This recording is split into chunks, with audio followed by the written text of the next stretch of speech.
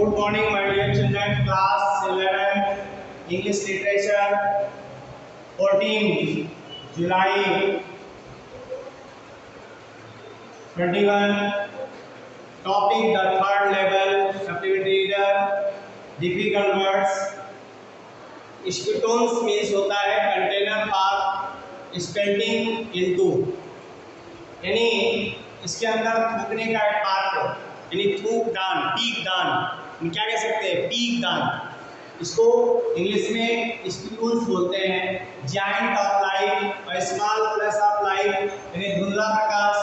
Waste pocket यानी अंदर की जेब, इनसाइड पॉकेट।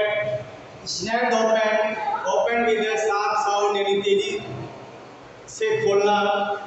ग्लेंस टू का हरिक लुक, यानी सरसरी निगाह डालना, इसको ग्लेंस बोलते हैं। Lapels the front part of a coat, यानी कोट का जो है फ्रंट पार्ट, इसको हम लेपल्स बोलते हैं।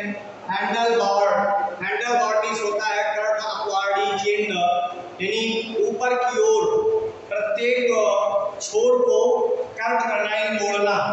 Side burn, side burn means होता है strip of air over the years, यानी कान के ऊपर जो बाल होते हैं वो स्ट्रिप करना, यानी काटना, अर्थात कलम बनाना। जो कलम होती है उसको हम साइड वर्ड्स बोलते हैं। बच्चों, ये थी word meaning, difficult word meaning. और भी जो वर्ड मीनिंग हो आप निसंकोच पूछें, without hesitate you can ask me. Next हम इसमें बच्चों को पढ़ा रहे थे और रीडिंग कर रहे थे हम लोग। आइए हम लोग रीडिंग करते हैं, इसी लेसन को फिर से पढ़ते हैं, जहाँ से छोड़ा था उसी के आगे हम पढ़ते हैं।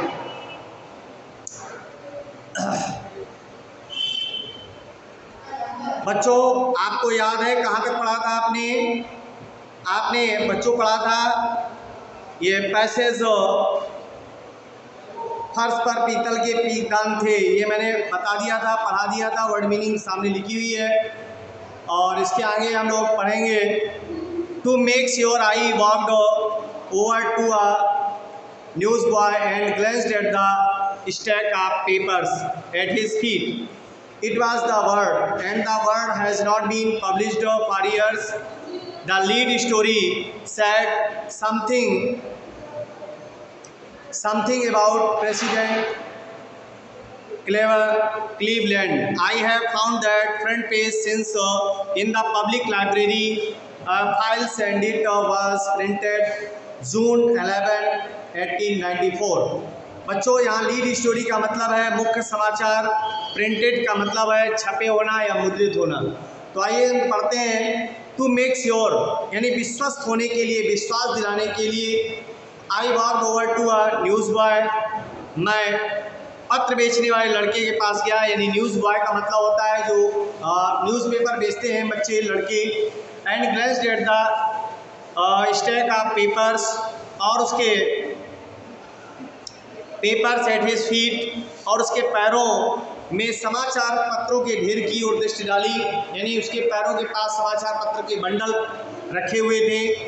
It was the World, it was the World, पत्र का नाम था द वर्ड। क्या नाम था? The word. And the word has not been published for years, और द वर्ड समाचार पत्र वर्षों से प्रकाशित नहीं हो रहा था। अर्थात द वर्ड, जैसे the Hindus, the news, Dainik Jagran, Amar Ujala, इस तरह से तमाम समाचार पत्र छपते हैं, तो उसमें द वर्ड एक न्यूज़ था, वो वर्षों से नहीं छपा था, प्रकाशित नहीं हुआ था। बात समझ में आ रही है? The lead story said somethings, यानी मुख्य समाचार में ये बताया गया था क्या? The new lead story said somethings about President Cleveland, राष्ट्रपति क्लीवलैंड के बारे में कुछ छपा हुआ था। क्या छपा था? I have found the front page, मैंने प्रथम पृष्ठ में देखा। इन द पब्लिक लाइब्रेरी, सार्वजनिक पुस्तकालय, files, and it was printed June 11, 1894। सार्वजनिक पुस्तकालय की फाइलों में देख लिया था और उस पर 11 जून 1894 छपा हुआ था, मुद्रित था। आई कुड बाई टिकट्स, मैं टिकट विंडो की ओर मुड़ा। I could buy ticket that sorry I turn towards the ticket window knowing that here, मैं टिकट विंडो की ओर मुड़ा ये जानते हुए कि यहाँ on the third level at Grand Central, कि यहाँ पर ग्रांड सेंट्रल की तीसरे तल पर आई कुड बाई टिकट्स, मैं टिकट खरीद सकता हूँ। That would take Louisa and me anywhere in the United States, so we wanted to go, जिसके आधार पर लुइसा और मैं अमेरिका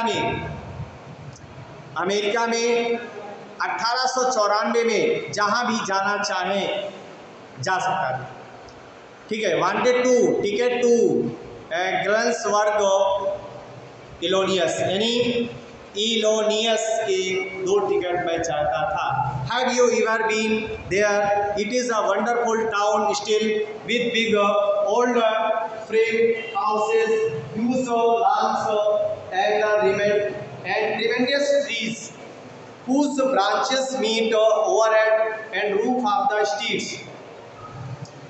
क्या आप वहाँ कभी गए हैं? ये पूछा, have you ever been there, क्या आप वहाँ कभी गए हैं? It is a wonderful town still, अभी भी वह आश्चर्यजनक नगर है। With big old frame house, जहाँ पर पुराने बड़े ढांचों के मकान हैं। ह्यूज लॉन्स, और विशाल घास के मैदान हैं। एंड ट्रेमेंडस ट्रीज, और बहुत विशाल वृक्ष हैं। हुज ब्रांचेस मीट ओवरहेड, जिनकी शाखाएं ऊपर जाकर के मिलती हैं। एंड रूफ द स्ट्रीट्स, और गलियों को छत की तरह ढक लेती हैं। अर्थात ऐसा लगता है कि पेड़ नहीं बल्कि छत हो, इस तरह से घनी छाया रहती है पेड़ों के नीचे। And in 1894 summer evening were twice as long and people sat out on their lawns. सन 1894 में ग्रीष्म संध्याएं आपकी अपेक्षा दुगनी लंबी होती थी और लोग अपने घास के मैदानों में बैठते थे उन दिनों। और लिखा हुआ है, the man smoking cigars and talking quietly, यानी आदमी सिगार पीते थे और शांतिपूर्वक बातचीत करते थे। The women waving palm leaf fans, औरतें शांतिपूर्ण ढंग से पाम लीफ फैंस, पाम की पत्तियों यानी पाम के पत्तों से बने पंखों से हवा करती रहती थी। यहाँ पे लिखा हुआ है palm leaf fans waving, waving का मतलब यहाँ पर हवा करने से। Flies all around in a peaceful world, और चारों ओर जुगनू मरड़ाते रहते थे। यहाँ पर फायर फ्लाइज लिखा हुआ है। फायर फ्लाइज मीन्स जुगनू यहाँ पर बताया गया है, वैसे जुगनू का अलग होता है। फायर फ्लाइज क्यों कहा गया? क्योंकि फायर यानी आग जैसी उसके मुंह से निकलती है, एक चमक निकलती है, इसलिए फायर फ्लाइज कहा गया है। इन द पीसफुल वर्ल्ड, इस शांतपूर्ण संसार में चारों जुगनू मरड़ाते रहते थे। To be back there with the first world war, बीते हुए समय में वहाँ जाने के यहाँ पे लिखा हुआ है to the back there with the first world war still 20 years of, 20 years of यहाँ पे लिखा हुआ है।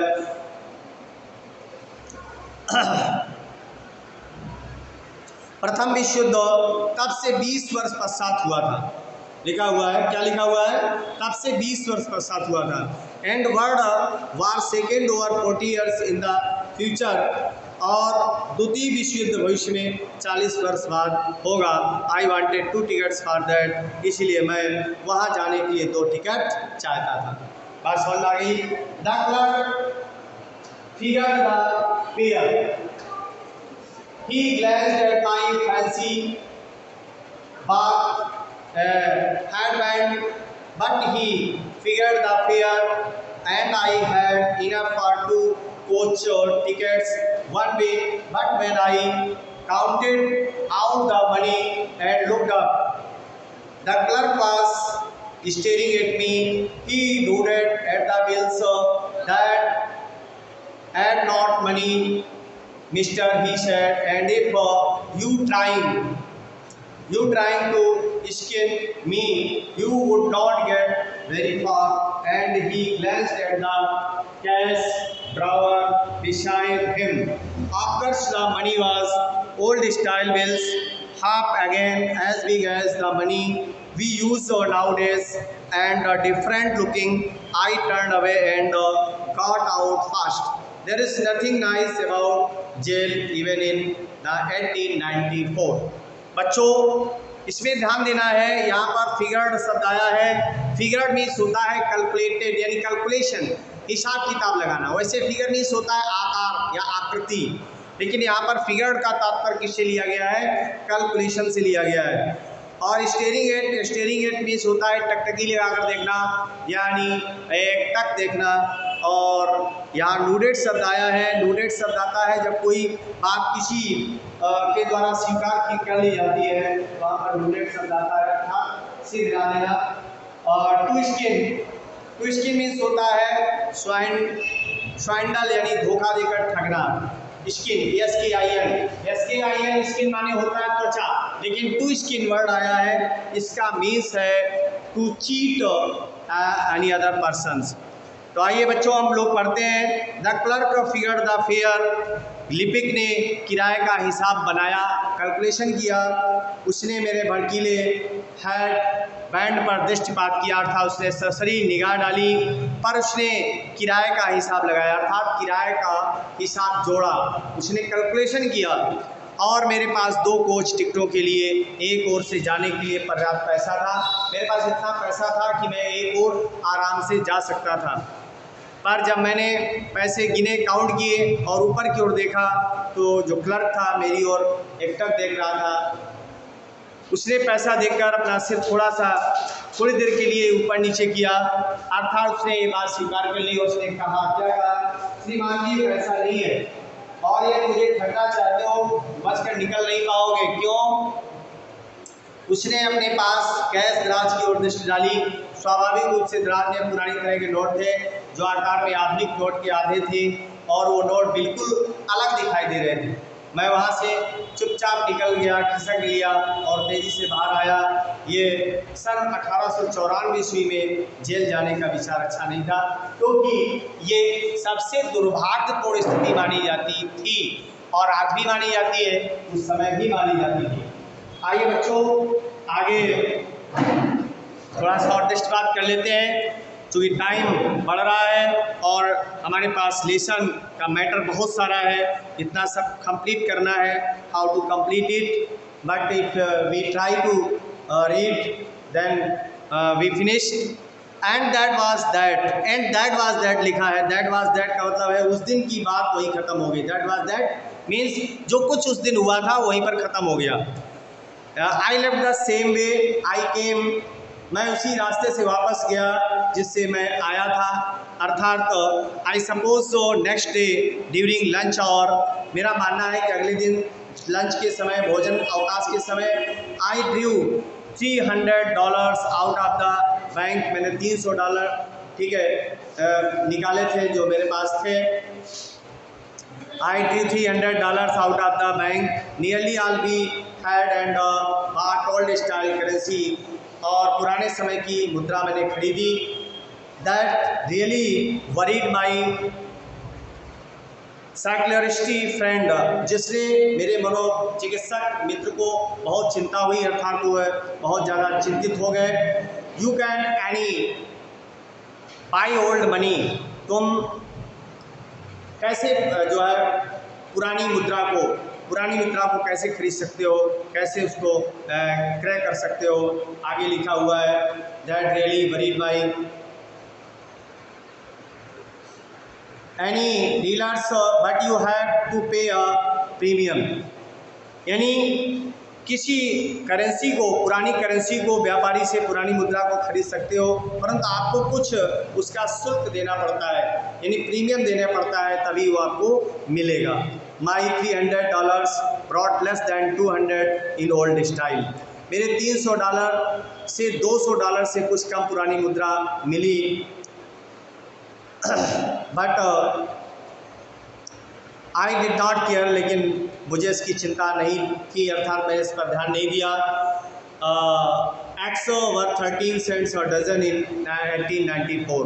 उस समय यानी 1894 ईस्वी में 1 दर्जन अंडों की कीमत 13 सेंट होती थी, अर्थात 1 दर्जन अंडे 13 सेंट में मिलते थे। ये वो पुराना दौर था जिस समय मैंने ये अंडे खरीदे थे। Thank you all of you. ये लेसन अभी फिनिश नहीं हुआ है और नेक्स्ट टर्न पर हम पढ़ाएंगे। इसके बाद इसके क्वेश्चन आंसर आपको कंप्लीट करने हैं। अगर आपको प्रॉब्लम हो रही है तो हम इसके PDF बना करके भेज देंगे।